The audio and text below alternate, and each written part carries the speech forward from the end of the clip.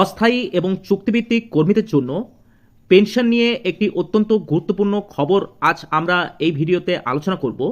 আপনারা অনেকেই জেনে থাকবেন, সম্প্রতি শীর্ষ আদালত একটি গুরুত্বপূর্ণ পর্যবেক্ষণ করেছে, যেখানে বলা হয়েছে দীর্ঘদিন ধরে একই ধরনের কাজ করা অস্থায়ী কর্মীদের পেনশন ও অন্যান্য সামাজিক সুরক্ষা সুবিধা থেকে তাদের বঞ্চিত করা যাবে না।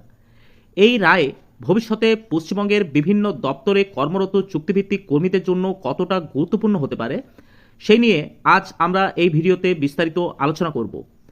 সংবাদ মাধ্যমে প্রকাশিত প্রতিবেদন অনুযায়ী একটি মামলা শুনানিতে সুপ্রিম কোর্ট জানিয়েছেন যে শুধুমাত্র স্থায়ী ও অস্থায়ী এই শ্রেণীবিভাগের ভিত্তিতে কর্মীদের সুবিধা থেকে বঞ্চিত করা যাবে না, এবং আদালত স্পষ্টভাবে জানিয়েছেন যদি কোনো কর্মী দীর্ঘদিন ধরে একই দায়িত্ব ও কর্তব্য পালন করে থাকেন তাহলে শুধুমাত্র অস্থায়ী পরিচয়ের কারণে তাদের পেনশন ও সামাজিক নিরাপত্তা সুবিধা থেকে বঞ্চিত করা সংবিধানের মূল নীতির পরিপন্থী হতে পারে।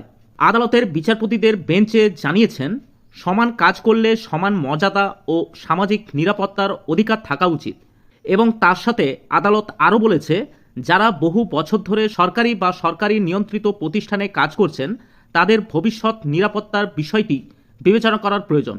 সেক্ষেত্রে সংশ্লিষ্ট কর্মীদের পেনশন ও অন্যান্য সুযোগ সুবিধা হিসাব করে নির্দিষ্ট সময়ের মধ্যে দেওয়ার নির্দেশ দেওয়া হয়েছে বলে প্রতিবেদনে উল্লেখ করা হয়েছে।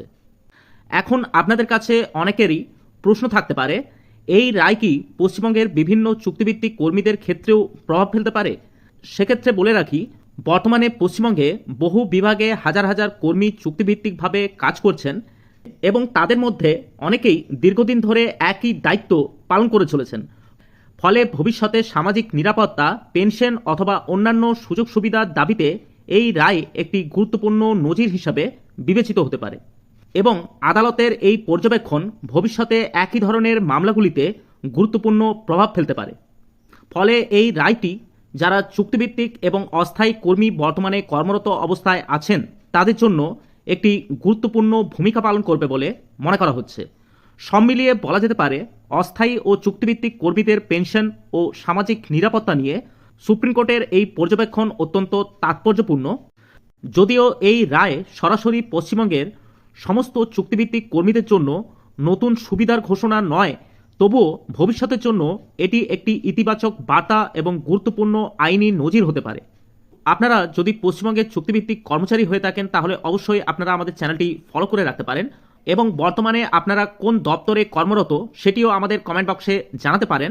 সেই উল্লেখিত দপ্তর নিয়ে পরবর্তী ক্ষেত্রে কোনো আপডেট পেলে সেই আপডেট আপনাদের কাছে ভিডিওর মাধ্যমে আমরা তুলে ধরার চেষ্টা করব।